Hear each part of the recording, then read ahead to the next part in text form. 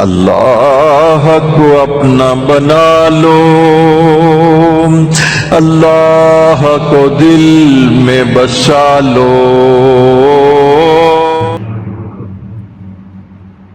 والسلام على عباده الذين اصطفى أما بعد أعوذ بالله من الشيطان الرجيم بسم الله الرحمن الرحيم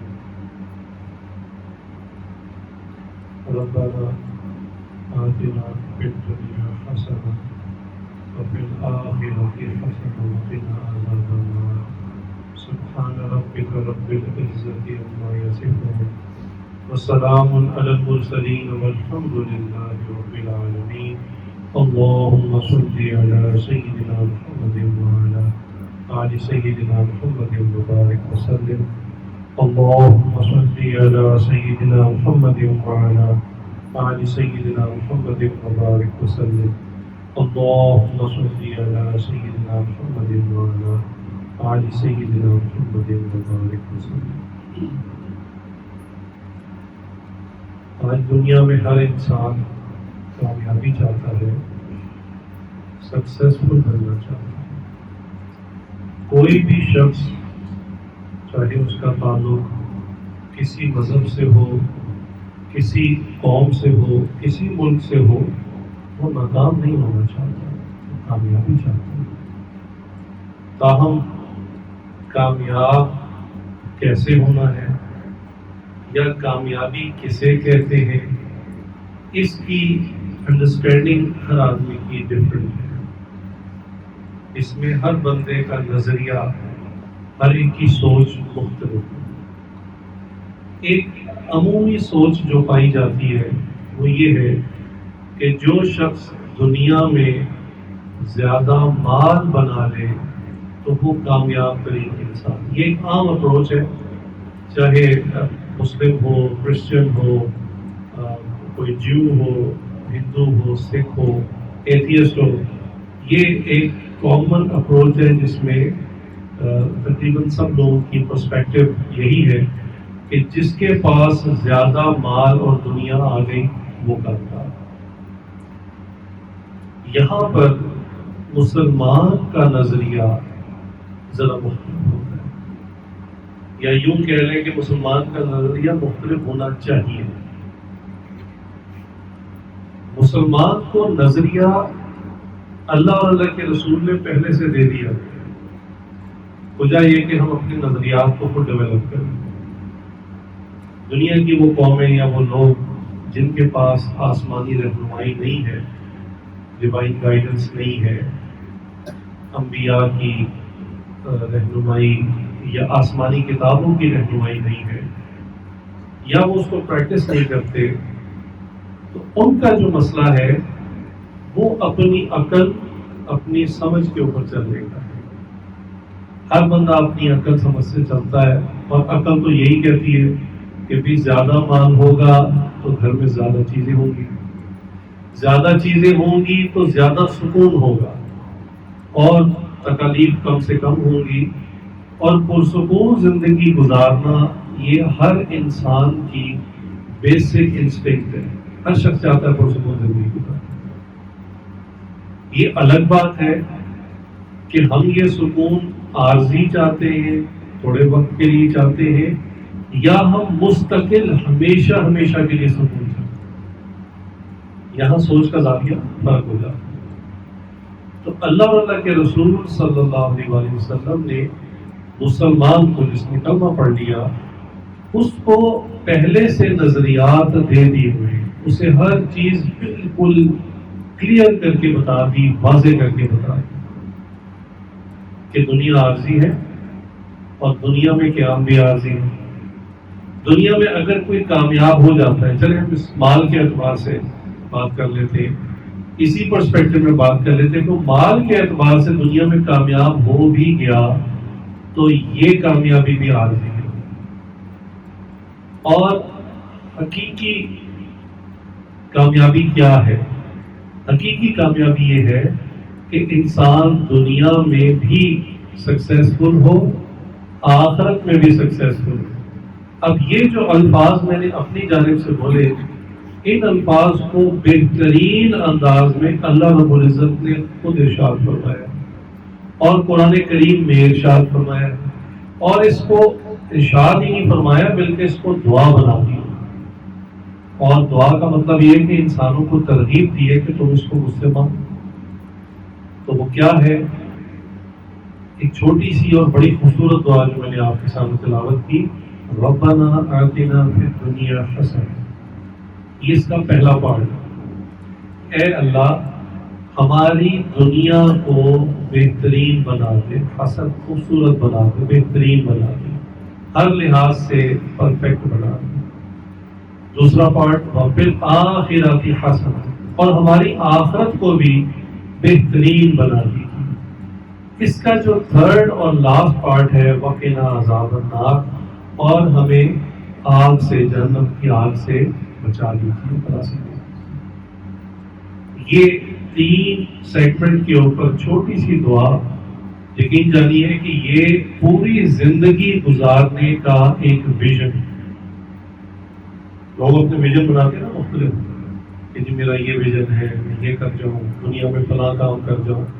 آج کل کمپنیز کے اندر جو سی اوز ہوتے ہیں، ڈائریکٹرز ہوتے ہیں، اپنے ویژنز بناتے ہیں کہ جی ہم کمپنی کو آج سے 25 سال بعد کہاں دیکھنا چاہتے ہیں، 50 سال بعد کہاں دیکھنا چاہتے ہیں، ہم چلے جائیں گے 100 سال بعد کمپنی کہاں سٹینڈ کر رہی ہوگی. تو اس کے لیے ویژنز بناتے ہیں اور پھر ان ویژنز پر پریکٹیکل سٹیپس اٹھاتے ہیں، اس پر کام کرنا شروع کر دیتے ہیں. یاد رکھیں، اگر آپ کوئی ویژن بنائے اور اس پر محنت نہ کریں تو یہ ایگزیکٹلی اس کی ٹرانسلیشن، اس کے لفظ مان ہوتا ہے دیوانے کا خواب. کہ بڑا اونچا خواب دیکھیے کیونکہ یہ ہونا چاہیے، جی ہونا تو چاہیے، ہوگا کیسے؟ تو اب اس پر محنت نہ کی، اس پر ورکنگ نہ کی، اس پہ کام نہ کیا تو یہ ویژن نہیں ہے، یہ دیوانے کا خواب ہے. اس نے خواب دیکھا اور اس کے بعد میٹھی نیند سو گیا، پھر صبح بھی سویا، دوپہر بھی سویا، شام بھی سویا، رات بھی سویا، بس سوتا رہتا ہے. اور یہ اس کا حال وہی شیخ چلی والا ہے. جیسے شیخ چلی کی کہانی مشہور ہے نا کہ وہ مختلف چیزیں سوچتا رہتا تھا اور خیالوں کی دنیا میں وہ کبھی بادشاہ بن جاتا تھا، کبھی کچھ بن جاتا تھا. تو یہ پھر اگر ویژن بہت اونچا ہو اور انسان اس کے لیے عملاً کوشش نہ شروع کرے، اس کے لیے کوئی ورکنگ پلان نہ بنائے تو یہ دیوانے کا خواب ہوتا ہے. میں اس میں جو دنیا کے بظاہر مشہور لوگ، ان کے میں بعض کا چیزیں شیئر کرتا ہوں. ایک ایسی شخصیت جس کو چونکہ سارے ہی جانتے ہیں، مائیکل جیکسن ایک نام ہے، بہت ہو گیا، لیکن اس نے ایک اپنے لیے ویژن سوچا تھا. اور ویژن بڑا عجیب، یعنی عام انسان تو یہی سوچتا نا کہ 2 وقت کی روٹی پوری ہو جائے، ہماری لائٹ نہ جائے، میں کوئی اچھا یو پی ایس لگا دوں، کوئی سولر لگا دوں. عام لوگ یہی چیزیں جو دن رات کے مسائل انہیں کو سوچتے ہیں. اب اس کے پیسے کے مسائل تو ختم ہو گئے، دنیا کے ٹاپ 10 میں تھا. اب اس نے ویژن کیا بنایا کہ میں 150 سال تک زندہ رہوں. یعنی وہ چیز ویژن بنائی جو بظاہر انسان کے اختیار میں بھی ہے. اچھا لیکن جو عموماً نان بلیورز ہیں نا، وہ اس طرح نہیں سوچتے ہماری طرح کہ سنتے ہی کہتے ہیں یار کیسے بیوقوف والا بلیور ہے، کیسی بات ہے، یہ کر سکتا بلا. وہ جب کوئی ویژن بناتے ہیں تو اس کا ورکنگ پلان بھی بناتے ہیں. اس نے جب یہ ویژن ڈیسائیڈ کیا کہ میں 150 سال زندہ رہوں تو اس کے لیے ٹیکنیکلی کیا چیز ریکوائرڈ ہے، اس نے اس کو حاصل کرنے کی کوشش کی. لہذا اس کی پرسنل ٹیم کی ڈاکٹرز کی تقریباً 11 یا 12 اس کے پرسنل ڈاکٹر تھے، دنیا کے ٹاپ موسٹ. اور ہر ڈاکٹر جسم کے کسی آرگن کا اسپیشلسٹ تھا. اور یہ وہ ٹیم تھی جو 24 آور اس کے ساتھ رہتی. میں جب یہ مرا تو اس کے کچھ چیزیں پڑھ رہا تھا، میں حیران ہو گیا اس کی چیزیں پڑھ کے کہ اس کا کھانا عام انسانوں کے کھانے کی طرح نہیں ہوتا تھا. اس کا کھانا پکنے کے بعد اس کا لیب ٹیسٹ ہوتا تھا، لیب بھی اپنی تھی پرسنل، اس میں فوراً اس کی ٹیسٹنگ کی جاتی تھی کہ کہیں اس کی غذائیت تو کم نہیں ہوگی، کہیں اس کے وائٹامنس، اس کے اندر جو پروٹینس ہے وہ اوور کک تو نہیں ہو گئے، زائل تو نہیں ہو گئے، اس فوڈ سے فائدہ ہوگا نہیں ہوگا. وہ لیب ٹیسٹ ہونے کے بعد اس کو پیش کیا جاتا تھا. اس کے ڈاکٹرز نے، میں عجیب بات پڑھ رہا تھا کہ آج اللہ کے رسول صلی اللہ علیہ وسلم نے کئی چیزوں میں ہمیں منع کر دیا یہ نہ استعمال کرو، شراب ہے، خنزیر ہے، کئی چیزیں اور کئی چیزوں سے منع کر دیا. تو مسلمان کے لیے بعض کر کے اس سے رکنا مشکل لگتا ہے، ظاہر کہ پابندی اور پابندیاں بڑی مشکل لگتی ہیں. لیکن عجیب بات میں نے پڑھی کہ مائیکل جیکسن کے ڈاکٹرز نے جس چیز سے اس کو منع کر دیا کہ یہ چیز آپ کھائیں گے نا تو آپ کا فلاں آرگن جو ہے وہ ڈسٹرب ہو سکتا ہے، اس نے اس چیز کی طرف دوبارہ دیکھا بھی. اس نے کئی سال زندگی کے، اس کو کہتے ہیں پرہیزی کھانا کھایا. حالانکہ ایک بندہ جو کھربوں پتی ہو اور اس سے بھی کوئی اوپر کا ٹرم ہونا چاہیے، تو میگا ٹریلینئر کہنا چاہیے، پیسے کی کوئی کمی نہیں، دنیا کی کوئی فوڈ کوئی چیز خریدنا چاہے دنیا کے کونے سے وہ اپنا پرسنل جہاز بھیج کے منگوا سکتا ہے. مگر اس کے ڈاکٹرز نے جب اس کو کسی چیز سے منع کر دیا کہ اس چیز کو آپ کھائیں گے نا تو آپ کے آرگنز پہ کچھ افیکٹ ہوگا اور وہ جو آپ کا ویژن ہے نا 150 سال زندہ رہنے کا وہ متاثر ہو سکتا ہے، اس نے دوبارہ اس لذیذ مرغوب چیز کی طرف نہیں دیکھا. ہم کیا تقویٰ کی بات کریں، کیا پرہیزگاری کی بات کریں کہ اس نے کیسے اپنے اس ویژن کو حاصل کرنے کے لیے پرہیز کیا چیزوں سے. بہرحال ڈاکٹر نے اس کو بتایا، اس پہ ریسرچ بھی ہے میڈیکل، کہ اگر آپ پیور آکسیجن لیں تو آپ کے جو ہیں وہ لنگس وہ ہیلدی رہیں گے، اور ان لنگس سے جو آکسیجن بلڈ میں انٹر ہوگی وہ آکسیجن بھی پیور ہوگی، آپ کا بلڈ پیور ہوگا. یہ بلڈ چونکہ پورے جسم میں ہر حصے میں ہر خلیے میں جاتا ہے تو ہر حصہ جو ہے وہ تازہ تر و تازہ توانا رہے گا.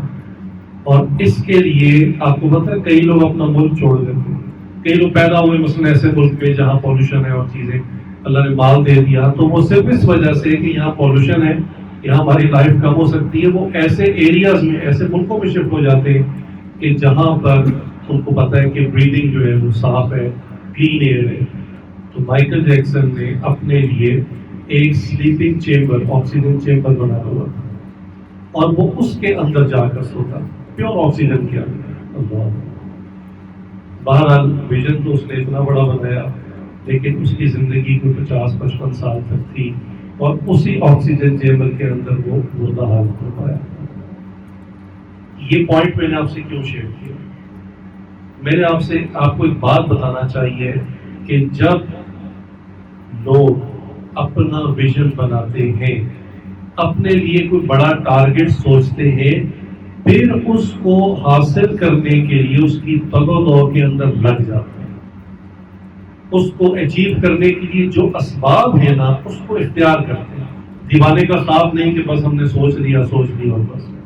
آپ کسی بڑی کمپنی کی سٹوری اگر پڑھیں گے تو آپ حیران ہو جائیں گے کہ بعض اس وقت نیشنل بڑی کمپنیز اور ملٹی نیشنل کمپنیز، نیشنل مطلب پورے ملک میں پھیلی ہوئی ہے، ملٹی نیشنل پوری دنیا میں پھیلی ہوئی ہے. ان کی اگر بگننگ سٹوری آپ پڑھیں گے کہ سٹارٹ میں یہ کیا تھا، یہ بہت چھوٹا سیٹ اپ تھا. بعض لوگوں نے اپنے گھروں کے اندر سے کام شروع کیا اور وہ کہتے ہیں ہماری سکسیس سٹوری ہے کہ جی ہم نے محنت کی، جان ماری، ایسے کیا کرتے کرتے. لیکن ایک بات کامن ہے کہ کام انہوں نے گھر سے شروع کیا، چھوٹے سیٹ اپ سے کیا، لیکن ان کا ویژن بہت بڑا تھا. ان کا یہ نہیں تھا کہ انہوں نے 2 وقت کی روٹی کھانی بس اسی پہ کافی. انہوں نے اس کو اس وقت ویژولائز کیا کہ جب جیب میں پیسے نہیں تھے، اور بڑا ویژن بنانے کے بعد پھر انہوں نے اس پر ایکچولی کام شروع کر دیا. یہاں تک میرا خیال ہے بات میری کلیئر ہو گئی ہو. اچھا، بڑی کمپنیاں اور پاکستان کی ایون چھوٹے ادارے بھی وہ کیا کرتے ہیں کہ میٹنگز ہوتی ہیں، جو سی اوز ہیں، ڈائریکٹرز ہیں، وہ کمپنی کے لیے کوئی ویژن دیکھتے ہیں تو جو نیچے مینیجرز ہوتے ہیں اور ان کے وائس اسسٹنٹس ہوتے ہیں ان کو میٹنگز میں بلا کے اپنا ویژن بتاتے ہیں کہ بھائی ہم کمپنی کو اتنے سال بعد یہاں دیکھنا چاہتے ہیں، یا کوئی چھوٹے ٹارگیٹ جیسے سال کا ٹارگیٹ کہ 2025 میں ہماری سیل اتنی ہے، 2026 میں سیل کتنی ہوگی. اب وہ بظاہر بڑی مشکل لگ رہی ہوتی ہے، یار سیل ہماری میکسیمم اتنی جا رہی ہے، 2026 میں اتنی زیادہ کیسے بڑھ جائے گی. اس کے لیے نا وہ ایک ورکنگ پلان بھی دیتے ہیں دیوانے کا خواب نہیں ہوتا کہ بیٹھے بیٹھے 2026 میں سیل ڈبل ہو جائے گی. اس کا ورکنگ پلان یہ دیتے ہیں کہ اگر ایک سال میں ہماری سیل اتنے سے اتنی بڑھنی ہے تو اس کا بریک اپ کیا ہوگا. اس کا بریک اپ یہ ہوگا کہ سال کے 12 مہینے، تو ہر مہینے میں اتنی اتنی سیل ہماری زیادہ ہوگی تو 2026 والا ٹارگیٹ اچیو ہو جائے. بات سمجھ آ. اب کہتے ہیں مہینہ نہیں، ویکلی ٹارگیٹ ہونا چاہیے کہ ہفتے میں ہم کتنی سیل اچیو کریں گے تو مہینے کا ٹارگیٹ پورا ہوگا. پھر کہتے ہیں ہفتہ بھی بہت زیادہ ہے، ڈیلی ورکنگ پلان ہمارا ڈیلی ٹارگیٹ، ہم روزانہ اتنی محنت کریں، اتنی سیلز کو بڑھائیں، چاہے ہم مارکیٹنگ زیادہ کریں، ایڈورٹائزمنٹ زیادہ کریں، جو طریقہ کار ہے ان کو بڑھائیں، اور ہماری ڈیلی سیل اتنی بڑھ جائے. ڈیلی سیل بڑھے گی، ویکلی سیل بڑھے گی، ویکلی سیل بڑھے گی تو منتھلی سیل بڑھے گی، منتھلی سیل بڑھے گی تو ایئرلی سیل بڑھے گی، اور اس پر ہمارا ٹارگیٹ اچیو ہو جائے. اس طرح سے پلان بناتے ہیں. ٹھیک ہے. اور ہر انڈیویجول کو، ہر مینیجر کو وہ ڈیلی ٹارگیٹ کو پورا کرنے کا ٹاسک دیتے ہیں. اتنی پلاننگ کرتے ہیں وہ لوگ کارپوریٹ سیکٹر کے اندر. اب پھر کیا ہوتا ہے، 2-3 ماہ کے اندر اگر وہ ٹارگیٹ اچیو نہیں ہو رہا نا، وہ میٹنگ دوبارہ کال کرتے ہیں اور وہ کہتے ہیں 3 ماہ پہلے ہم نے ایک میٹنگ ڈیسائیڈ کی تھی، ہمارا ڈیلی ٹارگیٹ یہ ہونا چاہیے تھا، ویکلی یہ ہونا چاہیے تھا، منتھلی یہ ہونا چاہیے تھا. 3 ماہ میں تو ہمارا ٹارگیٹ اچیو نہیں ہو رہا. اس سے نظر یہ آ رہا ہے کہ ہم تو 2026 تک اپنا مین ٹارگیٹ اچیو نہیں کر سکے.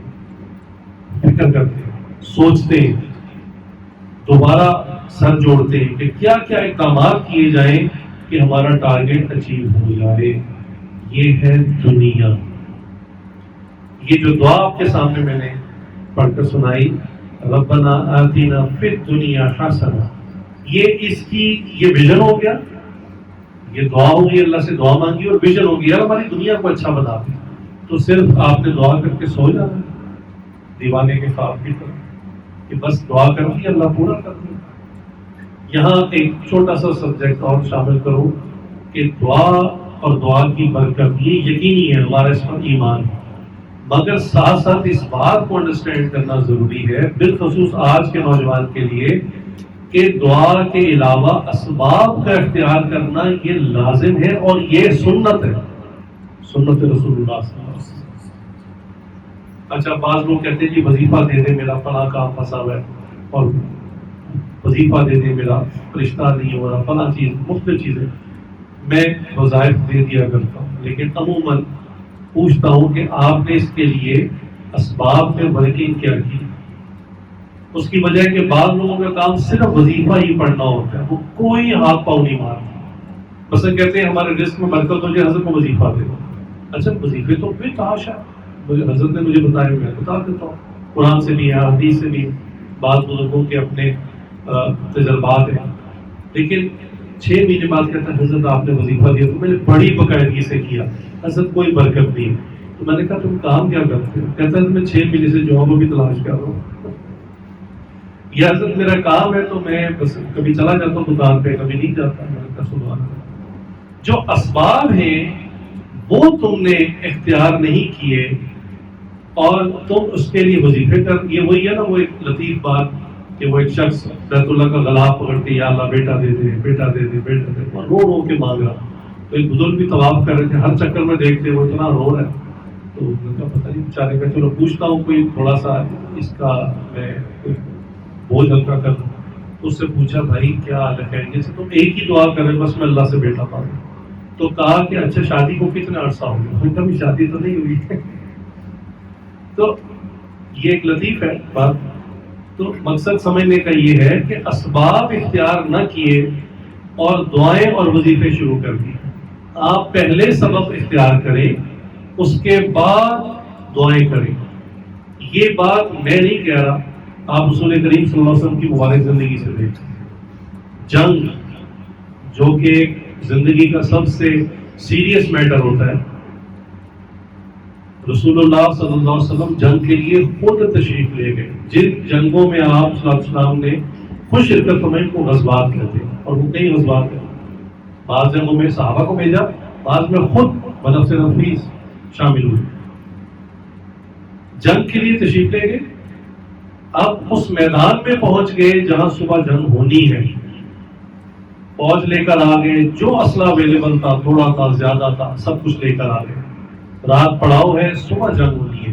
اب ساری رات سجدے میں گزار، اب ساری رات دعائیں مانگتے رہے اللہ سے، اور اللہ سے برکت کی اور حفاظت کی اور فتح کی دعا مانگی. یہ ہے نبوی طریقہ.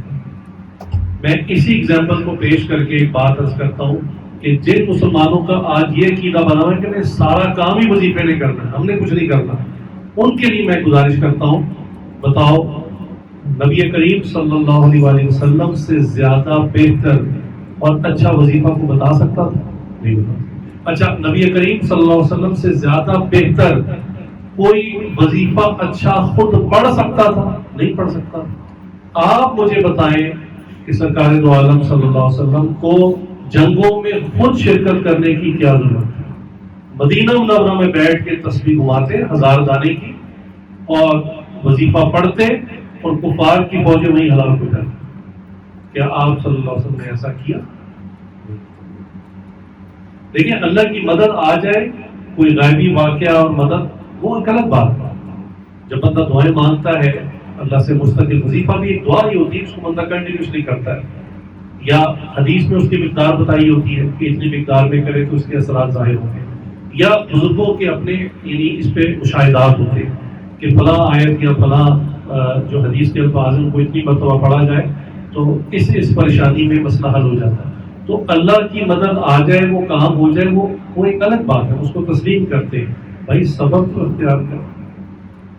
آپ سوچتے ہو کہ میں نے ایک دم مضمون چینج کر دیا. جی بالکل نہیں چینج کیا، مضمون بالکل وہی. اب واپس آ جائیں جو بات میں نے پہلے شروع کی تھی، ویژن، ٹارگٹ بنانا اور اس کو اچیو کرنے کے لیے کوشش کرنا. اس کوشش کا نام اسباب اختیار کرنا. بڑی بڑی کمپنیز، ملٹی نیشنل کمپنیز، غیر مسلم اسباب اختیار کرنے کی انتہا کر دیتے ہیں. مائیکل جیکسن نے ایک ویژن سوچا 150 سال رہنے کا، اس کے اسباب اختیار کرنے کی انتہا کر دی، حد کر دی اس نے. ہم مسلمان اسباب اختیار کرنے میں اتنے پریشان کیوں؟ آج کے لوگ پتہ کیا کرتے ہیں؟ کسی نے 4 مہینے لگائے تبلیغ میں، اس نے کہا حضرت بس اب میرے اوپر دنیا کی حقیقت کھل گئی ہے، میں نے اب آگے اسٹڈیز کنٹینیو نہیں کر. سب سے پہلا وہی کام کرتا ہے کہ جس کالج یونیورسٹی پڑھ رہا ہوتا کہتا بس حضرت بہت ہو، میں جائے تھا غفلت میں تھا، اب میری آنکھیں کھل گئی، اب میں نے آگے پڑھ لی. بس کئی لوگ جو جاب کر رہے تھے انہوں نے جاب کو خیر بات کہہ دی، اللہ رازق ہے اور میں گھر بیٹھوں گا، اللہ مجھے کھلا دے گا، مجھے کیا ضرورت پڑی جاب کر. یعنی اتنی نہ سمجھی کی بات کہ بھئی دنیا دار الاسباب ہے، آپ سبب تو اختیار کریں. سبب اختیار کرنا سنت ہے، رسول کریم صلی اللہ علیہ وسلم نے اسباب کو اختیار کیا. اور جنگ کی مثال میں اس لیے دیتا ہوں کہ جنگ از اے ویری سیریس میٹر. جنگ میں تو انسان ذرا بھی غفلت ظاہر نہیں کر سکتا، ذرا غفلت کرے گا تو اپنی جان جا سکتی ہے، ساتھیوں کی جان جا سکتی ہے.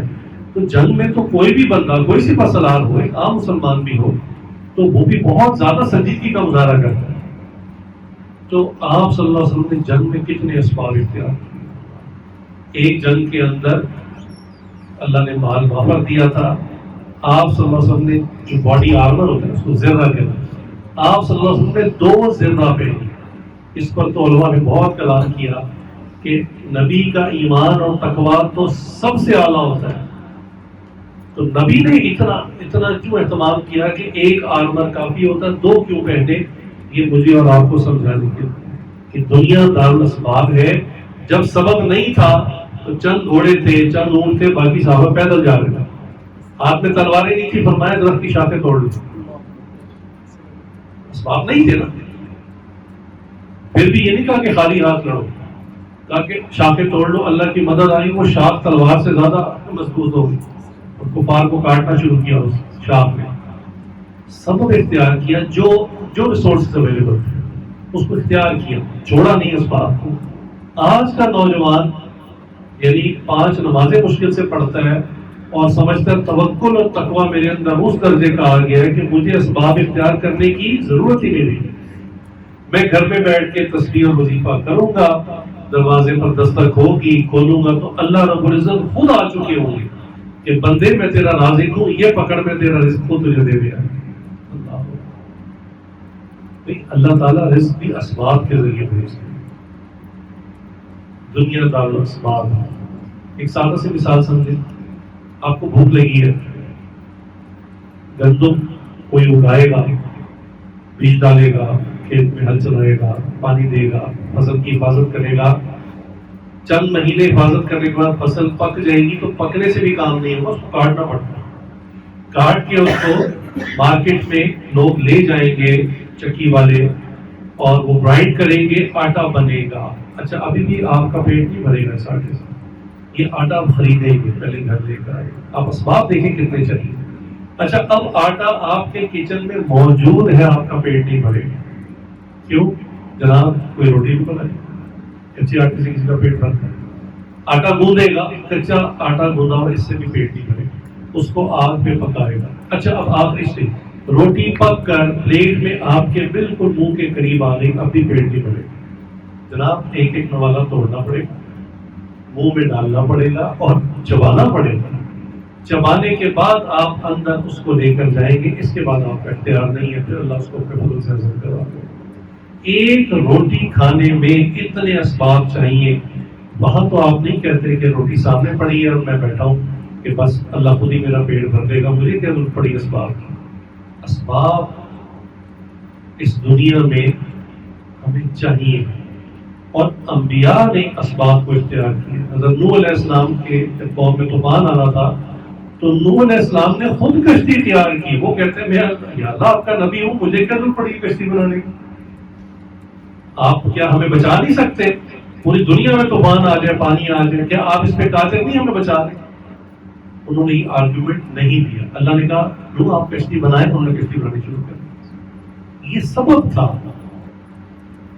ایگزامپلس تو ہمارے سامنے ہے قرآن حدیث سے، لیکن پتہ نہیں آج کے نوجوان اتنے مس گائیڈڈ کیوں ہیں کہ وہ اسباب اختیار کرنے میں سمجھتے ہیں کہ شاید یہ دنیا ہے اور یہی وہ دنیا ہے جس سے اللہ نے منع کیا اور ہم نے اس کو اختیار نہیں کیا.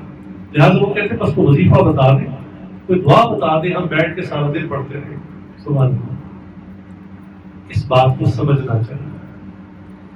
ہمارے حضرت ایک لطیف واقعہ سناتے تھے، اس لیے میں بھی سنا دیتا ہوں کہ ایک نوجوان جمعہ پڑھنے گیا اور وہاں مسجد میں امام صاحب اسی رزق کے موضوع پہ بات کر رہے تھے. تو انہوں نے کہا کہ بھائی اللہ رازق ہے، اور اللہ ایسا رازق ہے کہ کوئی بندہ رزق نہ بھی لینا چاہے اللہ پھر بھی پہنچا دیتے ہیں، کیونکہ اللہ کی ذمہ داری ہے. اللہ نے خود فرمایا ہے کہ میں نے رزق اپنے ذمہ دی ہے، بندے عبادت تیرے ذمہ اور تیرا رزق میرے ذمہ. اللہ نے خود فرمایا. تو کہا کہ اللہ رزق پہنچا دیتے ہیں بندہ نہ بھی چاہے. اب وہ نوجوان تھا چھوٹی عمر کا، اس کے دل میں خیال ہے کہ بندہ نہ لینا چاہے پھر اللہ کیسے پہنچائیں گے. چلو میں ایکسپیریمنٹ کرتا ہوں، میں تجربہ کرتا ہوں کہ کوئی بندہ نہ رزق لینا چاہے اللہ کیسے پہنچاتا ہے. اچھا یہ اٹھا گھر آیا تو جمعہ پڑھ کے آیا تھا، دوپہر کا ٹائم تھا، بھوک لگی ہوئی تھی اس کو. تو ماں نے کہا بیٹا کھانا کھا لو. لیکن اماں مجھے بھوک نہیں. ماں نے سمجھا کہ شاید کوئی باہر سے کچھ کھا آیا، شاید ماں خاموش ہو گئی. شام کا وقت ہوا تو ماں نے کچھ چائے کے ساتھ کوئی چیز کہا بیٹا یہ لے لو. کہ نہیں اماں میری طبیعت نہیں ہے. اب ماں پریشان ہو گئی کہ آخر کیا وجہ ہے. اچھا بھوک تو اس کو شدید تھی، لیکن یہ تو وہ تجربہ کر رہا تھا کہ ابھی اگر رزق میں نہ کھاؤں، رزق اڑ کے میرے منہ میں کیسے جائے گا. میں ذرا تجربہ تو کروں، دیکھو تو صحیح اللہ کیسے رازق ہے، کیسے پہنچاتے. اب رات ہو گئی، اب اس کی بھی حالت عجیب، بھوک سے تو برا حال تھا. ماں نے کیا کیا، کھانا بنایا، ٹرے بنا کر بیٹے کے پاس لے گئی. بیٹا کھانا کھا لو. اماں مجھے بھوک نہیں ہے. ماں نے کہا کہ پتہ نہیں کسی بات پہ ناراض ہے، پریشان ہے، چلو میں ٹرے اس کے پاس رکھ دیتی ہوں، اٹھے گا تو کھا لے گا. اب ماں تو رکھ کے چلی گئی. اب کمرہ جو ہے وہ سالن کی مہک سے خوشبو پھیلنا شروع ہو گئی، گرم گرم روٹی کی خوشبو. اب اس کو بھوک تو شدید لگی ہوئی تھی. اب یہ پریشان ہو گیا کہ بھی اگر میں اسی طرح اس کمرے میں رہا تو میرا ہاتھ تو خود بخود جائے گا کھانے کی طرف، اور میں نے تو یہ دیکھنا ہے کہ میں اگر رزق نہ لینا چاہوں تو اللہ مجھے کیسے پہنچائیں گے. اب رزق تو آ رہا تھا اس کے پاس، اب یہ اس کی نہ سمجھی ہے، کم فہمی ہے. تو وہ اٹھا اور اٹھ کرنا گھر سے باہر نکل گیا. اچھا گھر کے قریب ہی، کیونکہ گاؤں کا ماحول تھا، گھر کے قریب ایک پرانا کنواں تھا، اس کے پاس ایک پرانی کوٹڑی کمرہ سا بنا ہوا تھا. یہ وہ کنویں کے پاس نہ جا کے لیٹ گئے. اچھا ماں کچھ دیر بعد آئی، کمرے میں دیکھا کہ ٹرے تو اسی طرح پڑا ہے کھانا اور بیٹا نہیں ہے. تو ماں ہوتی ہے، ماں پریشان ہوئی، ماں نے وہ ٹرے اٹھایا، اس کی تلاش میں باہر نکلی، اس کو پتا تھا اکثر یہ وہاں جا کے بیٹھتا ہے، تو دیکھا تو وہی کنویں کے پاس ہی لیٹا ہوا تھا، تو ماں نے وہ ٹرے جا کے نا ادھر رکھ دی۔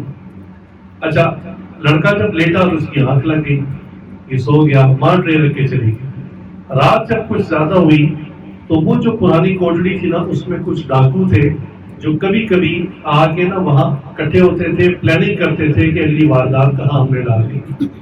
اچھا، جب وہ ڈاکو وہاں اکٹھے ہوئے اور اپنی وہ پلاننگ کر رہے تھے تو ایک نے کہا کہ سردار کھانے کی خوشبو آ رہی، ادھر کھانا کدھر سے آ گیا؟ انہوں نے کہا سردار میں دیکھتا ہوں۔ اس نے جب دیکھا اس کو ٹرے مل گیا تو وہ اٹھا کے لایا، اس نے کہا لو جی، ہمیں تو بنا بنایا روٹیاں پراٹھے اور سالن مل گیا، رزق کے ہم کھاتے ہیں۔ تو سردار نے کہا رک جاؤ، یہ ایسے ویرانے میں کون کھانا رکھ کے جاتا ہے؟ لگتا ہے کہ ہماری مخبری ہو گئی ہے، کوئی ہمارے پیچھے لگا ہوا ہے اور نہ اس نے کھانے میں زہر ملایا ہوا ہے، ہم کھائیں اور مر جائیں، تو یہ کام بالکل نہ کرنا، اس کو ہاتھ نہ لگانا۔ پھر کیا کریں؟ انہوں نے کہا جس بندے نے یہ رکھا ہے نا وہ کہیں قریب ہوگا، تلاش کرو، اس کو پکڑ کے لاؤ۔ اچھا، وہ جب گئے تو دیکھا تو وہ نوجوان سویا ہوا تھا، اس کو انہوں نے اٹھایا اور اس کو گھسیٹ کے ساڑ کے اس کے سردار کے پاس لے گئے، کہا کہ سردار جی یہی تھا قریب سویا ہوا۔ اب اس کو انہوں نے، سردار نے پوچھا کہ بتاؤ یہ کھانا تمہارا ہے؟ اس نے کہا جی ہاں جی میرا ہے۔ تو انہوں نے کہا کہ تم نے یہاں رکھا تھا؟ کہتا ہے ہاں جی میں نے رکھا تھا۔ کہتا ہے تم نے اس میں زہر ملایا ہوا تاکہ ہم کھائیں اور مر جائیں؟ کہتا ہے نہیں جی بالکل نہیں۔ اچھا پھر تم اس کو کھا کے دکھاؤ۔ اب یہ نوجوان پھنس گیا، یہ تو تجربہ کر رہا تھا کہ اگر بندہ رزق نہ لینا چاہے تو اللہ کیسے کھلاتے ہیں میں دیکھتا ہوں۔ اب سردار نے کہا تم اس کو کھاؤ، اس نے کہا جی میں نہیں کھا سکتا۔ انہوں نے کہا کھانا تمہارا ہے؟ کہتا میرا، پھر کھاؤ۔ اب وہ کہ میں نے نہیں کھانا، وہ کہ پکا تم نے اس میں زہر ملایا ہوا۔ اب ادھر سے اصرار، ادھر سے انکار، جب زیادہ انہوں نے دبکا مارا، اس نے نہیں کھایا، اس نے جوتا اتار کے نا 2-3 جوتے لگائے اس کو۔ جب 2-3 جوتے پڑے نا اس نے کہا بس بس بس سمجھ آ گئی میں کھاتا ہوں۔ اس نے 2-4 نوارے لیے، خیر انہوں نے اس کو باہر نکال دیا، یہ گھر چلا گیا۔ اگلا جمعہ آیا کہ پھر مسجد میں گیا تو مولوی صاحب اسی مضمون پر کچھ آگے بیان کر رہے تھے رزق کے اوپر، تو یہ نوجوان کھڑا ہو گیا اور اس نے کہا جی مولوی صاحب آپ آدھا مسئلہ نہ بتایا کریں، پورا مسئلہ بتایا کریں۔ انہوں نے کہا جی کیا آدھا مسئلہ؟ نے کہا پچھلے جمعے آپ نے کہا تھا اللہ تعالیٰ رازق ہے اور بندے کو رزق پہنچا کے رہتے ہیں، تو کہا یہ آدھا مسئلہ تو نہیں، تو پورا۔ نے کہا جی پورا مسئلہ یہ ہے کہ بندہ رزق نہ لینا چاہے تو جوتے مار مار کے اس کو رزق کھلاتے ہیں۔ اللہ اکبر۔ تو اسباب کا اختیار کرنا یہ سنت رسول اللہ صلی اللہ علیہ وسلم ہے۔ اسباب اختیار کریں، وظیفہ برکت کے لیے پڑھیں، دعائیں اللہ سے مانگے، پھر کام ضرور ہوگا انشاءاللہ۔ یہاں ایک مسلمان اور غیر مسلم میں فرق آ جاتا ہے، سمجھے 100% سبب مسلمان نے اختیار کیا، 100% سبب کافر نے جو ہے وہ اختیار کیا، نتیجہ کا انتظار دونوں کر رہے ہیں، لیکن مسلمان کی نگاہ اللہ پر ہے، اس کے ہاتھ دعائیں کر رہے ہیں، اللہ سے مانگ رہے ہیں، اس کو نتیجہ بھرپور ملے گا، اس کے نتیجے کے ساتھ وعدہ نہیں۔ آپ دیکھ لیں کسان کیا کر سکتا ہے، وہ ہل چلاتا ہے، بیج ڈالتا ہے، پانی دیتا ہے اور اس کے بعد صرف انتظار کرتا ہے۔ کیا وہ بیج کے اندر ہاتھ ڈال کے پودے کو کھیر سکتا ہے؟ بات نہیں کر سکتا، اس کے اختیار میں نہیں، صرف جسٹ ویٹ اینڈ سی، بس یہ والا وہ کام کرتا ہے، کھیت کو آ کے روزانہ دیکھتا ہے، پانی لگاتا ہے، بس اس سے آگے اس کا اختیار ہی نہیں۔ یہاں پر نتائج اللہ پر چھوڑ دیتے ہیں۔ اب وہ برکت کی دعائیں مانگتا ہے، وظیفہ پڑھتا ہے تو اس کی فصل اچھی ہو جاتی ہے۔ ربنا آتنا فی الدنیا حسنہ، یہ ہمیں اللہ نے ویژن دیا ہے کہ تم یہ دعا مانگو اور اس کے لیے سبب اختیار کرو۔ اگلی بات توجہ سنیے گا، اللہ نے ہمیں یہ ویژن دیا قرآن کے اندر کہ تم دنیا کے لیے سبب بھی اختیار کرو، کوشش بھی پوری کرو اور دعا بھی کرو۔ کیا ربنا آتنا فی الدنیا حسنہ۔ اچھا، اس پر یعنی دنیا کمانے میں اسباب اختیار کرنے پر تقریباً ہم سارے عمل کر رہے ہیں، کوئی پیچھے نہیں ہے۔ اسباب میں تو اخیر کر دی، بندہ ایک جاب کرتا ہے کہتا ہے گزارا نہیں ہوتا دوسری جاب بھی کر دو، کوئی اوور نائٹ جاب مل جائے تیسری بھی کر دو، اور گھر کے سارے افراد کمانے میں لگے ہوئے کہ اخراجات بڑھ گئے، تو اسباب میں تو یہاں تک پہنچے ہوئے۔ اب اگلا دعا کا حصہ، یہ بھی ویژن ہے، وَفِي الْآخِرَةِ حَسَنَةٌ، اور یا اللہ ہماری آخرت کو بھی اچھا کر دے. اب یہ ویژن کی حد تک تو ٹھیک ہے کہ ہماری آخرت اچھی ہو جائے، ہر مسلمان چاہتا ہے آخرت اچھی ہو جائے. اس کے لیے اسباب، پریکٹیکل سٹیپس یا وہ ڈیلی ٹارگٹس کہاں ہیں، وہ عملاً کوشش کہاں ہے جو ہم نے دعا کے پہلے حصے کے لیے کی. دعا کا پہلا حصہ تھا دنیا اچھی کر دے، ہم دنیا کی دوڑ میں لگ گئے، اسباب کے پیچھے ایسا پڑے کہ جیسے ہم نے خود اپنا رزق کھینچنا ہے، اتنا پیچھے پڑے، اور ایئرلی ٹارگٹس بنائے، منتھلی ٹارگٹس بنائے، ویکلی ٹارگٹس بنائے، ڈیلی ٹارگٹس بنائے، اور اس کو حاصل کرنے کے پیچھے پڑ گئے. اور پھر آخراتی حسنہ، یا اللہ ہماری آخرت کو بھی اچھا کر دے. یہ تو ہو گیا ویژن، یہ تو سوچ ہوگی، بہت اچھی سوچ ہے. کہیں اللہ تعالیٰ ہم سب کو اس سوچ اور اس کے مطابق عمل بھی اللہ تعالیٰ میں کرنے کی توفیق فرمائے، آمین. لیکن اس کے عملی سٹیپس کدھر گئے بھائی؟ وہ کیا شعر ہے، عمل سے بنتی ہے زندگی، جنت بھی جہنم بھی، یہ خاکی اپنی فطرت میں نہ نوری ہے نہ ناری. بھائی آخرت کے لیے اگر کسی شخص نے جہنم میں بھی جانا ہے تو اس کو اس کے لیے وہ اعمال کرنے پڑیں گے. اللہ تعالیٰ بغیر وجہ کے کسی کو جہنم میں بھی نہیں بھیجیں گے.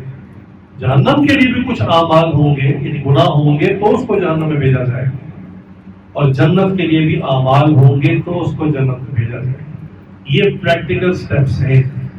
تو سوال یہ ہے جو ہم میں سے ہر ایک کو اپنے آپ سے کرنا چاہیے کہ ربنا آتنا فی الدنیا حسنہ پہ تو ہم بھرپور عمل کر رہے ہیں، دعا بھی کر رہے ہیں، ڈیلی کام بھی کر رہے ہیں، اسباب بھی اختیار کر رہے ہیں. وفی الآخرۃ حسنہ، اس کا حال تو وہی دیوانے کا خواب ہے کہ چل جہنم کی طرف رہے ہیں اور خواب دیکھ رہے ہیں کہ مرتے ہی حوریں استقبال کریں گی اور ہمیں جو ہے وہ کھانے کے لیے جنت کے کھانے پیش کریں گی، ہمارے لیے محلات کھول دیے جائیں گے، جنت کے باغات ہوں گے، ہم سیر کریں گی. تو دیوانے کا خواب ہوا. اگر ہم اس کے لیے پریکٹیکل سٹیپس نہیں لے رہے، عملاً اگر ہم اس کے لیے کچھ نہیں کر رہے، پھر یہ دیوانے کا خواب.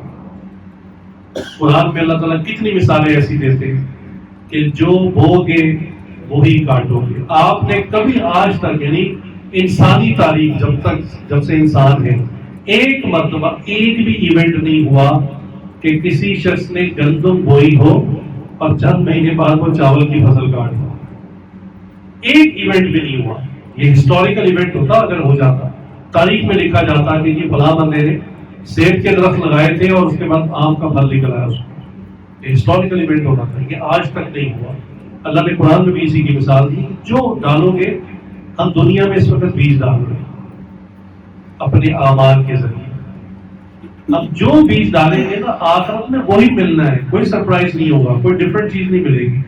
اب ایک شخص خود سوچے کہ روز ڈیلی ٹارگٹس میں اگر میں روزانہ جہنم والے اعمال کر رہا ہوں، میں روزانہ جھوٹ بول رہا ہوں، میں روزانہ بد نظری کر رہا ہوں، میں روزانہ فحاشی اور یعنی کے کام کر رہا ہوں، میں روزانہ دھوکہ دے رہا ہوں، میں روزانہ یعنی کسی نہ کسی کو چیٹ کر رہا ہوں، اور تمام وہ چیزیں جس سے اللہ نے منع کیا، تو میں اپنے لیے کانٹے دار پودوں کے بیج ڈال رہا ہوں. پھر یہ بالکل مینٹلی پریپیئر رہے کہ یہ بیج کچھ عرصے بعد، یعنی آخرت میں جب درخت بنیں گے تو کانٹے دار درخت ہی ہوں گے، سایہ دار درخت نہیں ہوں گے. اس کو حیران نہیں ہونا چاہیے. اور آن دی ادر ہینڈ، جو بندہ روزانہ ڈیلی ٹارگٹ پورا کر رہا ہے، 5 نمازیں اہتمام سے پڑھتا ہے، سچ بولتا ہے، جھوٹ سے بچتا ہے، بد نظری سے بچتا ہے، فحش کاموں سے اور یعنی کے کاموں سے بچتا ہے، اور کسی کو دھوکہ نہیں دیتا، کسی کی دل آزاری نہیں کرتا، اپنے جسم کے ہر عضو کی حفاظت کرتا ہے، یعنی زبان کی حفاظت کرتا ہے، آنکھوں کی حفاظت کرتا ہے، کانوں کی حفاظت کرتا ہے، شرمگاہ کی حفاظت کرتا ہے، ہاتھ پاؤں کی حفاظت کرتا ہے، تو یہ نیکی کے بیج ڈال رہا ہے. یہ ہو نہیں سکتا کہ یہ روزانہ نیکی کے بیج ڈالے اور آخرت میں اللہ اس کو اٹھا کے جہنم میں ڈالے. یہ ہو نہیں سکتا. اللہ تعالیٰ کے یہاں ناانصافی ہرگز نہیں. اللہ ناانصافی کو ناپسند کرتے. قرآن میں فرمایا تم انصاف قائم کرو، قرآن میں کہا تم ظلم نہ کرو. کیسے ہو سکتا ہے کہ اللہ خود ظلم کر دے اس بندے کے ساتھ؟ یہ تو نیکی کے ٹارگٹ ڈیلی پورے کر رہا ہے، اللہ اس کو جہنم میں ڈال دیں گے. اور آج کا مسلمان اپنے اعتقاد میں اتنا کمزور ہے کہ کسی نیک بندے سے بھی پوچھے نا کہ آپ جنت پہ جاؤ، کہتا پتہ نہیں چلتا. اللہ کو پتہ ہے. کہو انشاءاللہ میں جنت میں جاؤں گا، میں کوشش کر رہا ہوں، پرفیکٹ تو میں نہیں ہوں، میں کوشش کر رہا ہوں، میں جنت والے اعمال کی کوشش کرتا ہوں، نبی پاک صلی اللہ علیہ وسلم کی تعلیمات پر عمل کی کوشش کرتا ہوں، میں ناقص ہوں، ناکارہ ہوں، اللہ کے فضل سے جنت میں انشاءاللہ جاؤں. یہ کہنا چاہیے. یہ تو بڑی بے ایمانی والی کیفیت، ایسے تذبذب والی، پتہ نہیں آخرت میں نماز تو پڑھ لیتا ہوں پھر بھی مجھے نہیں پتا جنت میں جاؤں گا نہیں جاؤں. اللہ، ایمان مضبوط ہونا چاہیے. آپ غلط کام کر رہے ہیں تو پھر اپنے انجام کے لیے پوری طرح پریپیئر رہیں. آپ اچھے کام کر رہے ہیں تو انشاءاللہ اچھے انجام کے لیے پریپیئر رہیں. ہاں، یہ نہیں ہونا چاہیے زوم کہ جناب میں نے نمازیں پڑھی ہیں، میں دیکھتا ہوں مجھے جنت میں جانے سے کون روکتا ہے. یہ زوم غلط، یہ تکبر ہے. اس سے بھی اللہ نے بولا انشاءاللہ کہنا چاہیے کہ انشاءاللہ اللہ کے فضل سے جنت میں جاؤں. ربنا آتنا فی الدنیا حسنہ، سمجھ میں آ رہی؟ یہ دعا بھی ہے، ویژن بھی ہے. اللہ چاہتے ہیں ویژن بناؤ، دنیا میں خوب آگے بڑھو، دنیا کو بہترین کرو. اسلام میں کہاں لکھا ہے کہ آپ جھوگی میں پٹے ہوئے جھونپڑے میں رہیں، کوئی آپ الیکٹرانک استعمال نہ کرے، سہولت کے لیے اے سی یوز نہ کرے، فریج کا ٹھنڈا پانی استعمال نہ. کس نے کہا ہے؟ آپ بتا دینا، کسی حدیث میں ترغیب ہے اس بات کی، کوئی بزرگوں کا قول ہے کہ تم ایسے رہا کرو، خبردار جو تم نے جو ہے وہ اچھے کپڑے پہنے یا کوئی مال اکٹھا کیا. ہاں، مال کو حلال طریقے سے کماؤ، اس کی ترغیب دی. دوسروں کا خیال رکھو. اس مال میں اللہ نے آپ کو زیادہ رزق دیا تو کئی خاندانوں کا حصہ بھی بھیجا، ان کا خیال رکھو. یہ کہا عبد الرحمن بن عوف رضی اللہ تعالیٰ عنہ کے بارے میں حضور صلی اللہ علیہ وسلم فرمائے کہ میری امت کا امیر ترین آدمی. تو صحابی رسول ہو اور امیر ترین آدمی ہو، یہ دونوں چیزیں کٹھی کیسے ہو گئی؟ جناب، یہ ہماری سوچ کا قصور ہے. ہمیں اسلام کی صحیح سمجھ نہیں. ہم اکثر رسول اللہ صلی اللہ علیہ وسلم کے فاقے کو ذکر کرتے ہیں، ان کی غربت کو ذکر کرتے ہیں. بھائی آپ صلی اللہ علیہ وسلم ایک رول ماڈل ہیں اور انہوں نے پوری دنیا کو اور قیامت تک کے لیے انسانیت کو ایک درس دینا تھا. اگر آپ صلی اللہ علیہ وسلم ایک لیوش لائف گزارتے تو گزار سکتے تھے. اللہ نے ایک دفعہ وہ فرشتہ بھیج دیا تھا نا، جبریل کے ساتھ ایک نئے فرشتے کو دیکھا. حضور نے پوچھا جبریل یہ کون ہے؟ کہنے لگے اللہ تعالیٰ نے ان کو بھیجا ہے، اس کے ذمہ زمین کے خزانے ہیں، ساری زمین کی خزانے کی چابیاں اور اختیار اس کے پاس ہے.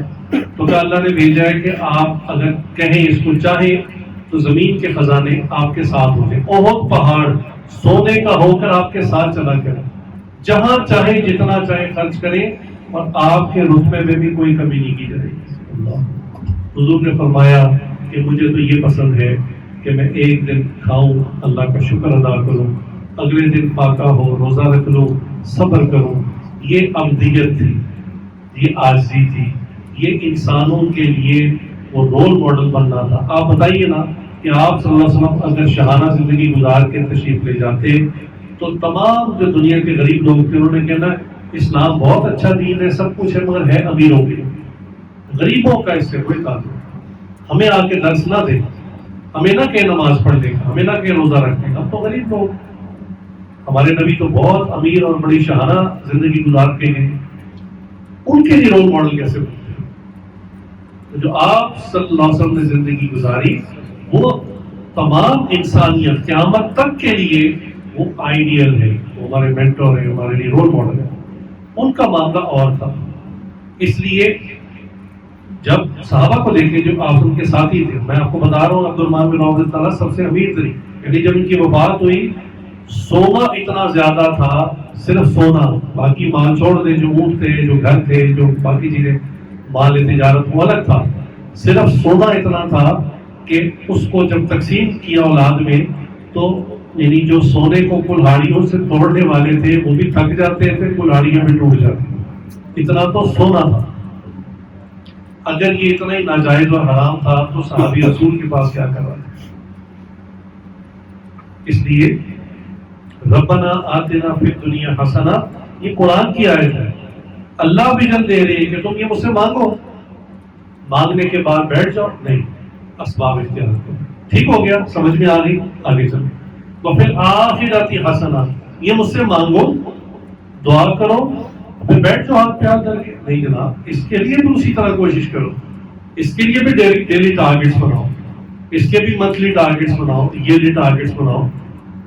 میں نے یہ محرم شروع ہوا تو میں نے کہا نیا سال اسلامی شروع ہو گیا، ہر آدمی کو چاہیے اپنا سیلف آڈٹ کرے، اپنا خود احتساب کرے. اس کا طریقہ ایک میں پہلے بھی بتایا، دوبارہ عرض کر دیتا ہوں. ایک کاغذ روزانہ بنانا شروع کرے، اور کچھ نہیں، لمبی چوڑی بات نہیں لکھنی، کم سے کم فرائض لکھنے شروع کرے. فجر ادا کی اور جماعت سے ادا کی یا نہیں ادا کی اس کو مارک کریں، اور قضا ہو گئی تو اس کو نشان لگائیں. ظہر اثر مغرب عشاء. اسی طرح قرآن کریم روزانہ پڑھا نہیں پڑھا نشان لگائیں.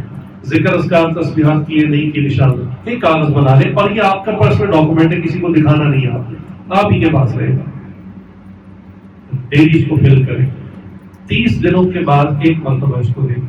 آپ کو آنکھیں کھلے گی کہ ذہن میں تو ہوتا ہے میری 2-4 فجریں رہی ہیں، کبھی کبھی نماز چھوڑتا ہوں. جب اس کو دیکھیں گے نا تو حیران ہوں گے کہ جو آپ نے اپنے ہاتھ سے بھرا ہے، یہ آپ کا نامہ اعمال ہے نا، تو آپ دیکھیں گے کہ ایک مہینے کے نامہ اعمال میں فرائض ہی کتنے زیادہ چھوڑ گئے، قرآن کو کتنی مرتبہ کھولا، ذکر اللہ کا کتنی مرتبہ کیا. اور چیزیں ایڈ اپ کر سکتے ہیں، تہجد ایڈ کر لیں، چاشت اشراق اوابین کے نوافل ایڈ کر لیں، اور چیزیں ایڈ کر لیں. تو یہ اپنا نامہ اعمال خود تیار کریں، ہر مہینے تیار کریں. سال کے بعد 12 کاغذ بنیں گے، اپنے سامنے پھیلا کے رکھیں. یہ آپ کے پورے سال کا رزلٹ ہے. اس کو دیکھنے کے بعد آئندہ سال کا نیا ٹارگیٹ بنائیں. بالکل اسی طرح جیسے دنیا کے اندر ہم کوشش کرتے ہیں، جان مارتے ہیں کہ ہمارا ٹارگیٹ کیا ہونا چاہیے. اچھا جی، میں جمعہ پڑھتا تھا، اب اگلے سال کا میرا ٹارگیٹ ہے کہ 5 نمازیں انشاءاللہ باقاعدگی سے پڑھوں گا.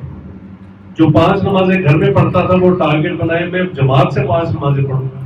جو 5 نمازیں جماعت سے پڑھتا تھا وہ اگلا ٹارگیٹ بنائے میں آئندہ سے تہجد بھی شروع کروں گا، باقی نوافل بھی شروع کروں گا، تحیۃ الوضو بھی کروں گا، تحیۃ المسجد بھی شروع کروں گا.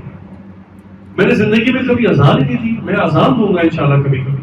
یعنی یہ وہ ٹارگیٹس ہیں جو آپ کے لیے طے کریں اور پھر اس کو ایگزیکیوشن میں لے جائیں. ڈیلی ٹارگیٹ کو اچیو کرنے کی کوشش کریں، تب یہ ویژن پورا ہوگا. ٹھیک ہے، ربنا آتنا فی الدنیا حسنہ وفی الآخرۃ حسنہ، یہ تب پورا ہوگا. اب رہ گیا دعا کا آخری حصہ، وقنا عذاب النار. اور یا اللہ ہمیں جہنم سے خلاصی دے دیجیے. یہ اس لیے اتنی امپورٹنٹ چیز اللہ نے اس کے ساتھ اٹیچ کی ہے کہ جو بندہ اس درمیان والے حصے سے غفلت کرے، پہلے حصے پہ تو پورا فوکس ہو کہ یار دنیا اچھی سے اچھی کر دے، مجھے تو بادشاہ ہی بنا دے ملک کا، اس کی کوشش کرے، اور دوسرے حصے کو اپنی آخرت کو چھوڑ دے، تو آٹومیٹکلی وہ جہنم پہ جائے گا. اب جہنم سے بچنے کے لیے اس کو اعمال کرنے پڑیں گے، تو آٹومیٹکلی وہ سیکنڈ پارٹ کے اوپر آ جائے گا، یا میری آخرت کو اچھا کرو. اس لیے ریلیٹڈ ہے، جڑا ہوا ہے. بعض مسلمان، بعض نوجوان کم علمی کی وجہ سے سوچتے ہیں کہ یار اگر ہم نماز نہیں پڑھتے، ہم روزہ نہیں رکھتے، ہم شریعت پہ نہیں چلتے، ہم کسی کو تنگ بھی تو نہیں کرتے. ان کے دماغ میں ایک بات شیطان ڈالتا ہے کہ ہم کسی کو تنگ نہیں کرتے، ہم نے پڑوسیوں کو تنگ نہیں کیا، ہم نے ماں باپ کو تنگ نہیں کیا، ہم ہر ایک کے ساتھ سافٹلی اسپوکن، ہم اچھے انداز سے بات کرتے ہیں، اچھے اخلاق سے بات کرتے ہیں، تو اس لیے ہمیں تو اللہ عذاب میں نہیں ڈالیں گے. یہ دعا اتنی کمپلیٹ ہے، یہ صرف دعا نہیں ہے، یہ ویژن آف لائف ہے کہ جو بندہ آخرت کو اچھا نہیں بنائے گا آٹومیٹکلی عذاب نار میں داخل کیا جائے گا. اس سے بچنے کے لیے آپ کو اپنی آخرت کو اچھا بنانا. We don't have any option, ہمارے پاس کوئی تیسری آپشن نہیں. یہ ایسے ہی ہے نا کہ آپ ڈرائیو کر رہے ہیں اور آگے ایک طرف سڑک ٹوٹی ہوئی اور گہری کھائی ہے اور دوسری طرف روڈ ٹھیک ہے، تو آپ کے پاس آپشن ایک ہی ہے کہ کسی ایک طرف جا سکتے ہیں، یا تو کھائی میں گریں یا پھر سیدھے راستے پہ چل سکتے ہیں، کوئی تیسرا آپشن نہیں. تو یہ سوچ شیطان ڈالتا ہے کہ چلو تم نماز نہ پڑھو، کسی کا دل نہ دکھاؤ. وہ صوفیوں والی بات ہے نا، جو صوفیزم کا ہے، جو صوفیوں کا کلام ہے، بڑا خوبصورت کلام ہے. تو صوفیہ حضرات نے تو تقویٰ میں آگے بڑھنے کے لیے وہ کلام اور دین اسلام کی اصل تک پہنچنے کے لیے وہ کلام پڑھا ہے، نہ کہ اس لیے کہ تم نمازیں چھوڑ کر تم اپنے من میں ہی ولی اللہ بن جاؤ. اس لیے تھوڑی صوفیوں کا کلام. لہذا اپنے من میں اپنے آپ کو صوفی سمجھنے کے بجائے شریعت پر عمل کریں. سرکار دو عالم صلی اللہ علیہ وسلم آخری وقت میں بیمار ہو گئے، اور اتنا بیمار ہو گئے کہ چلا نہیں جاتا تھا. یعنی آپ اندازہ کریں ایک شخص اتنا بیمار ہو گیا کہ اپنے قدموں پہ نہیں چل سکتا.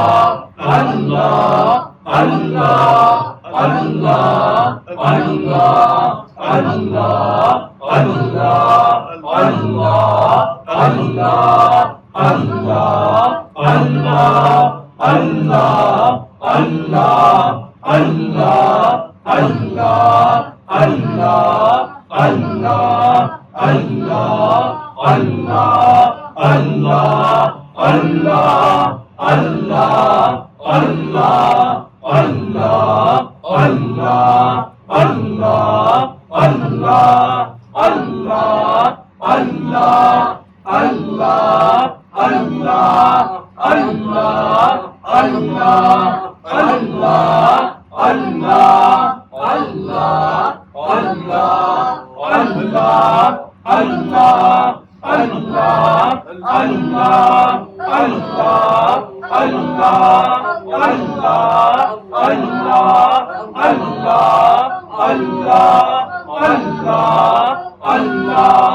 اللہ اللہ سر کو جھکا لیں، آنکھوں کو بند کر لیں. دنیا اور جو کچھ دنیا میں ہے اسے ہم کر کے اللہ رب العزت کی یاد میں ڈوب جائیں. یہ تصور کیجیے کہ اللہ رب العزت کی رحمت آ رہی ہے، ہمارے دلوں میں سما رہی ہے، ہمارے دل کی سیاہی اور ظلمت دور ہو رہی ہے. اس کے شکرانے میں ہمارا دل کہہ رہا ہے اللہ اللہ اللہ اللہ.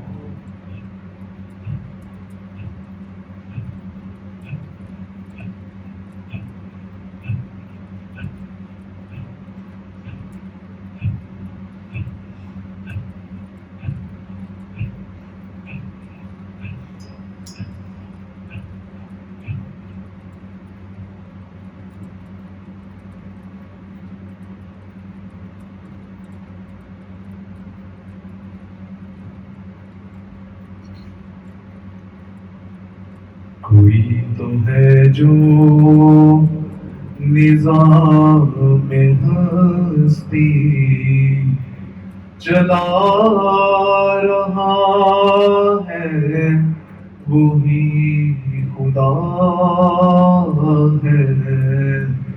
کوئی تو ہے جو نظام میں ہستی چلا رہا ہے، وہی خدا ہے. دکھائی بھی جو نہ دے نظر بھی جو آ رہا ہے، وہی خدا ہے. کوئی تو ہے جو تلاش اس کو نہ کر بتوں میں، وہ ہے بدلتی ہوئی رتوں میں. تلاش اس کو نہ کر بتوں میں، وہ ہے بدلتی ہوئی رتوں میں. جو دن کو رات اور رات کو دن بنا رہا ہے، وہی خدا ہے. کوئی تو ہے جو نظر بھی رکھے سنوارتے بھی، وہ جان لیتا ہے نیتیں بھی. نظر بھی رکھے سنوارتے بھی، وہ جان لیتا ہے نیتیں بھی. جو خانہ لاشعور میں جگ مگا رہا ہے، وہی خدا ہے. جو خانہ لاشعور میں جگ مگا رہا ہے، وہی خدا ہے. کوئی تو ہے جو کسی کو تاجے وقار بخشے، کسی کو ذلت کے وار بخشے. کسی کو تاجے وقار بخشے، کسی کو ذلت کے وار بخشے. جو سب کے ماتھے پہ مور قدرت لگا رہا ہے وہی خدا ہے جو سب کے ماتھے پہ مہر قدرت لگا رہا ہے وہی خدا ہے کوئی تو ہے جو نظام میں ہستی چلا رہا ہے وہی خدا ہے دکھائی بھی جو نظر نہ دے بھی جو آ رہا ہے وہی خدا ہے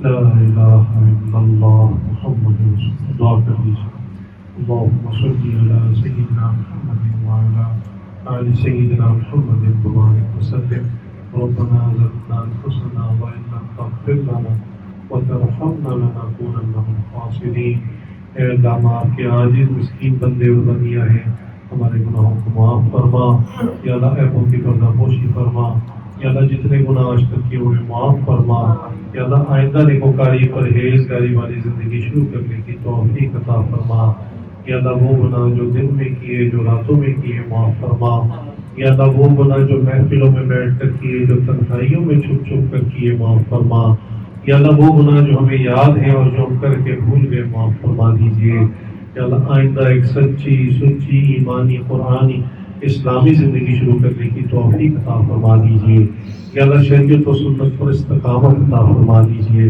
یا اللہ ہم ایسے جذباتی لوگ ہیں نیک مجلس میں نیکی کے جذبات بنتے ہیں مگر دنیا میں جاتے ہیں تو پھر دنیا کے ہو جاتے ہیں یا اللہ ہمیں نیکی تقوی پر استقامت عطا فرما دیجیے یا اللہ ہم سب کا خاتمہ بھی ایمان فرما دیجیے کلمے کے اوپر ہمیں موت عطا فرما یا اللہ اس سے پہلے کہ ہمارا آخری وقت ہو اور لوگ ہمیں کلمہ پڑھائیں ہمیں اپنے اختیار سے کلمہ پڑھنے کی توفیق عطا فرما اس سے پہلے کہ ظاہر کی آنکھیں بند ہوں ہماری من کی آنکھوں کو کھول دیجیے یا اللہ اس سے پہلے کہ لوگ ہمیں غسل دیں ہمیں غسل توبہ کرنے کی توفیق عطا فرما اس سے پہلے کہ لوگ کفن پہنائیں ہمیں تقویٰ کی پوشاک پہنا دیجیے اس سے پہلے کہ لوگ ہماری نماز پڑھیں ہمیں اپنے اختیار سے 5 وقت کی حضوری والی نماز پڑھنے کی توفیق عطا فرما یا اللہ اس سے پہلے کہ قبر میں پھیرا ہو جائے قبر کے نورانی اعمال زیادہ سے زیادہ اکٹھا کرنے کی توفیق عطا فرما اس سے پہلے کہ قیامت کے دن آپ سے اور آپ کے حبیب صلی اللہ علیہ وآلہ وسلم سے ناراضگی کے عالم میں ملاقات ہو یا اللہ اپنے اور اپنے حبیب صلی اللہ علیہ وسلم کے رضا والے اعمال کثرت سے کرنے کی توفیق عطا فرما یا اللہ ہم سچی توبہ کرتے ہیں ہم سب کی توبہ کو قبول فرما لیجیے یا اللہ آئندہ سے ہماری زندگی کا رخ سیدھا فرما دیجیے اور ہمیں جیسے ہم دنیا کے اسباب اکٹھا کرنے میں لگے ہوئے ہیں یا اللہ آخرت کے نیکی کے تقوی کے اسباب بھی ہمیں اکٹھا کرنے کی توفیق عطا فرما یا اللہ اس نیکی کے اسباب اور جنت کے حصول کے جو اسباب ہیں یا اللہ ان پر بھی چلنے کی توفیق عطا فرما یا اللہ ہمیں اپنے روزانہ کے اعمال باقاعدگی سے کرنے کی توفیق عطا فرما روزانہ گناہوں سے بچنے کی ہمیں توفیق عطا فرما نفس اور شیطان کو ہم پر حاوی ہونے سے بچا لیجئے ہمیں محفوظ فرما لیجئے یا اللہ اپنے فضل و کرم سے ہمارے ارد گرد جتنے لوگ ہیں رشتہ دار ہیں قریبی محلے دار پڑوسی عزیز کار یا اللہ سب کو ہدایت عطا فرما سب کا خاتمہ بھی ایمان فرما یا اللہ کسی ایک کو بھی رد نہ فرما یا اللہ رات کے اس پہر میں جو مرد حضرات آئے خواتین آئی کسی ایک کو بھی رد نہ فرما یا اللہ سب کو اپنی بارگاہ میں قبولیت عطا فرما سب کو اپنے نیک بندے اور بندیوں میں شامل فرما یا اللہ جو بے اولاد ہے ان کو نیکوکار اولاد عطا فرما جو صاحب اولاد ہے ان کی اولاد کو والدین کا فرما بردار بنا ان کی آنکھوں کی ٹھنڈک بنا جن گھروں میں جوان بچے بچیاں ہیں والدین کے لیے ان کے رشتے کرنے آسان فرما یا اللہ جو کاروبار کی طرف سے، رزق کی طرف سے، نوکریوں کی طرف سے پریشان ہیں، کشائش والا عافیت والا برکت والا حلال رزق کا ذریعہ عطا فرما۔ یا اللہ جو بیمار ہیں انہیں کامل شفا عطا فرما۔ ہمارے عزیز کار رشتہ دار دور قریب کے جو لوگ اور والدین فوت ہو گئے ان کی بخشش و مغفرت فرما۔ یا اللہ بالخصوص ہمارے شیخ غلام دستگیر صاحب رحمۃ اللہ علیہ، شیخ غلام زبانی صاحب رحمۃ اللہ علیہ، اپنا محترم صوفی اسلم پوری صاحب رحمۃ اللہ علیہ، اور یا اللہ ہمارے شیخ اور مربی ہمارے روحانی والد حضرت ڈاکٹر جی رحمۃ اللہ علیہ وہ اعلیٰ علیین میں جگہ عطا فرما، اپنے قریب قریب پڑوس میں جگہ عطا فرما۔ یا اللہ اپنے فضل و کرم سے ہمیں ان کی زندگی کی پیروی کرنے کی توفیق عطا فرما، ان جیسا تقوی اختیار کرنے کی توفیق عطا فرما، ان جیسے نیک اعمال کرنے کی توفیق عطا فرما۔ یا اللہ ہمارے شیخ ہر نیکی کے کام میں خرچ کیا کرتے تھے، یا اللہ ہمیں بھی ایسی توفیق عطا فرما۔ یا اللہ حضرت نے جتنے بھی خیر کے کام شروع فرمائے یا اللہ قیامت کی صبح تک انہیں داروں کو قائم دائم فرما، دار القرآن کی حفاظت فرما، اس میں خیر و برکت عطا فرما۔ محترم قائم اللہ پوری صاحب کی زندگی میں یا اللہ خیر و برکت عطا فرما۔ یا اللہ اپنے فضل و کرم سے ہماری تمام دعاؤں کو قبول فرما۔ یا اللہ پوری دنیا میں جہاں مسلمان پریشان حال ہے سب کی پریشانیوں کو دور فرما، اپنے غیبی خزانوں کے ذریعے، اپنی غیبی فوج کے ذریعے ان کی مدد اور نصرت فرما۔ یا اللہ یہودیوں کو ہلاک فرما۔ یا اللہ پہلے فلسطین پھر ایران پر حملہ، اب انہوں نے شام پر حملہ کر دیا ہے۔ یا اللہ اہل فلسطین پر رحم فرما، اہل شام پر رحم فرما، اہل اردن پر، اہل لبنان پر، اہل کشمیر پر، اہل ایران پر، اہل عراق پر، یا اللہ سب پر رحم کا معاملہ فرما۔ پوری دنیا میں جہاں مسلمان ہیں یا اللہ ان کی اپنی غیبی خزانوں سے یا اللہ مدد فرما، ان کی حفاظت فرما۔ یا اللہ پاکستان کی بھی حفاظت فرما، اندرونی بیرونی تمام خطر و سازشوں سے اس کو محفوظ فرما، جو اس کا دشمن ہے اس کو ہدایت عطا فرما، جس کی قسمت میں ہدایت نہیں انہیں چن چن کے دفعہ دور فرما۔ اے اللہ اسلام کا بول والا فرما، کفر کا مقابلہ فرما۔ یا اللہ جن بھائیوں نے دوستوں نے مسکرات میں دعاؤں کے لیے کہا یا کہنا چاہتے تھے نہیں کہہ سکے، ہماری دعاؤں میں انہیں حصہ عطا فرما۔ ہماری محترمہ جان کو لمبی زندگی صحت اور عافیت عطا فرما، ان کا سایہ تعدیر ہمارے سروں پر قائم دائم فرما۔ یا اللہ اس خانقاہ کو قیامت کی صبح تک قائم دائم فرما۔ یا اللہ اپنے فضل و کرم سے یا اللہ اس کو آباد فرما۔ یا اللہ ہم سب کو ذکر کثیر کی توفیق عطا فرما۔ یا اللہ ہمیں نیک اعمال بونے کی توفیق عطا فرما، نیک اعمال کا بیج ڈالنے کی توفیق عطا فرما۔ یا اللہ اپنے فضل و کرم سے ہم سب کو یا اللہ معاف فرما کر نیکی تقوی والی زندگی شروع کرنے کی توفیق عطا فرما۔ یا اللہ جن بھائیوں نے دوستوں نے مسکرات میں دعاؤں کے لیے کہا یا کہنا چاہتے تھے نہیں کہہ سکے، ہماری دعاؤں میں حصہ عطا فرما۔ اور یا اللہ حاضرین مجلس کے دل میں جو نیک تمنا ہے مسکرات میں آواز جاری ہے یا آن لائن جو احباب سن رہے، یا اللہ سب کے دلوں کی نیک مرادوں کو پورا فرما۔ یا اللہ ہم سب کے گھروں کو جادو ٹونے کے اثر سے محفوظ فرما، اوپری اثر جنات شیاطین کے اثر سے محفوظ فرما، حاسدین کے حسد سے، برا چاہنے والے کی بری نظر سے محفوظ فرما، دوستی کے رنگ میں دشمنی کرنے والوں سے محفوظ فرما۔ یا اللہ دوست اور دشمن کی پہچان عطا فرما۔ ہمارے آقا حضرت محمد صلی اللہ علیہ وسلم نے جتنی خیریں مانگی ہیں تمام خیریں ہمیں عطا فرما، اور جتنی شرور سے پناہ مانگی ہے تمام شرور سے ہماری حفاظت فرما۔ وصلی اللہ تعالی علی خیر خلقہ محمد وآلہ واصحابہ اجمعین، آمین برحمتک یا ارحم الراحمین۔